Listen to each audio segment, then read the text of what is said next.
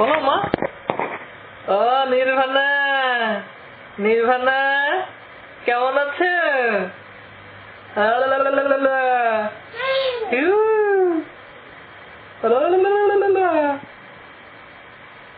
ও ঠাকুরমা, তুই কেমন আছো ঠাকুরমা? চলো পূজা দেই ঠাকুরমা, মন্দিরে চলো, ঠাকুর ঘরে চলো ঠাকুরমা, চলো পূজা দেই, পূজা দেই। পূজা দেই, পূজা দেই, পূজা দেই ঠাকুরমা।